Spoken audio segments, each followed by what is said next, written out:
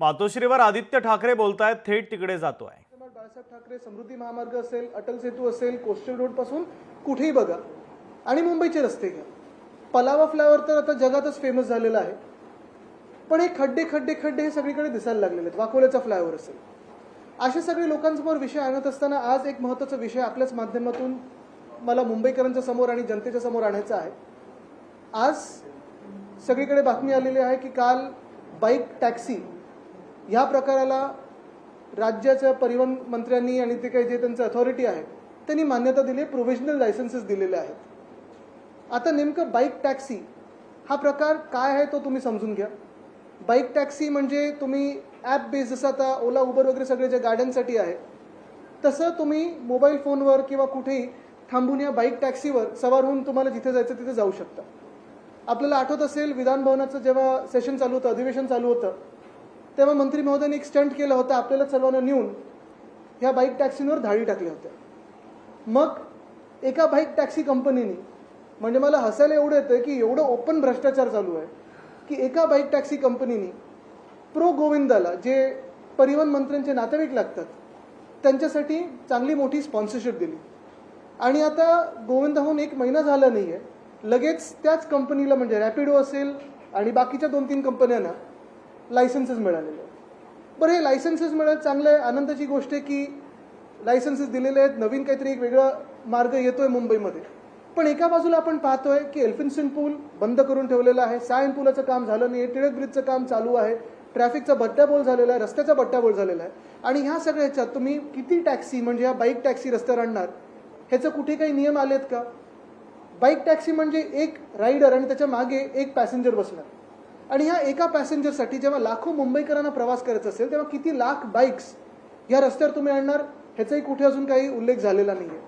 पण सगळ्यात महत्त्वाची गोष्ट म्हणजे बाईक टॅक्सी असो किंवा मग सिटी फ्लो सारख्या बसेस असतील, ह्या माध्यमातून प्रायव्हेटायझेशन करून भाजपचं सरकार आणि यशस्वी गटाचं सरकार, जे काही ट्रिपल इंजिनचं सरकार स्वतःला मानतात, ते आपल्या पब्लिक ट्रान्सपोर्टला म्हणजे BSTला पूर्णपणे मारण्याचं काम करत आहे। आपण पाहताय असं काही सगळं काही चांगलं असं नाही आहे। म्हणजे एका बाजूला आपण पाहतोय मोनोरेल काल पण बंद पडली होती, मेट्रो जिथे जिथे आता उद्घाटनं झाली आहेत, 2-4 पावसामध्ये कुठे पाणी तुंबलं, कुठे गल्लीत पाणी तुंबलं, कुठे स्टेशनमध्ये पाणी तुंबलं। आणि हे सगळं होत असताना BST, जी आमचं म्हणजे शिवसेना उद्धव बाळासाहेब ठाकरे पक्षाचं 25 वर्ष BSTमध्ये आणि BMCमध्ये सत्ता असताना फ्लॅट फेअर्सवर BST चालायची। 5 रुपयात 5 किलोमीटर, 10 रुपयात 10 किलोमीटर, 15 रुपयात 15 किलोमीटर आणि 20 रुपयात तुम्ही कुठूनही कुठे जाऊ शकत होतात।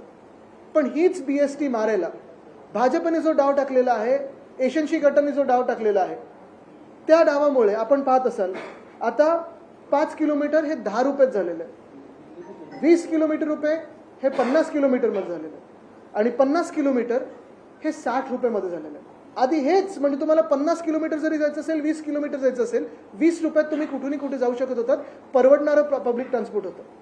आणि ह्या उलट आता तुम्ही बाईक टॅक्सी जर पाहाल तर एका मागे म्हणजे तो बाईक टॅक्सीवाला जो असेल त्याच्या मागे एकच व्यक्ती बसेल आणि 1.5 किलोमीटरला 15 रुपये तुम्हाला लागणार आहेत। नेमकं ह्याच्यात फायदा कोणाचा होतोय?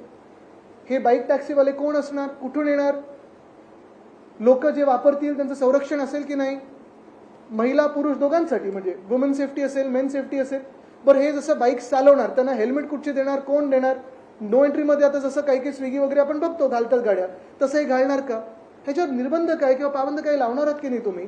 मला वाटतं हा प्रश्न उपस्थित होतो। 2 महत्त्वाची गोष्टी आहेत, एक मुंबईचे जे हाल भाजपने केलेले आहेत, जे ट्रॅफिकचं असेल, जे रस्त्यांचं असेल, त्याच्यात हे अजून मिरची मसाला नाही टाकत आहेत ना, आणि दुसरं म्हणजे ह्या कंपनीना एवढं रॅपिडो लायसन्स म्हणजे पटापट लायसन्स, रॅपिडो नाही रॅपिड लायसन्स मिळाले कसे, हा देखील एक प्रश्न उपस्थित होतो।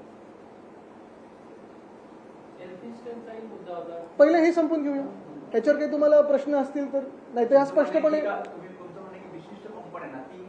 माझं म्हणणं एवढंच आहे की काही कंपन्यांना धाडी टाकल्या गेल्या, नंतर ते स्पॉन्सरशिप मिळाली, नंतर त्यांना लायसन्स मिळालं। चला, तो एक भ्रष्टाचार मी पाहतोय, फडणवीस साहेब काही कारवाई करतच नाहीत कुठच्याही भ्रष्टाचारी लोकांवर, मंत्र्यांवर।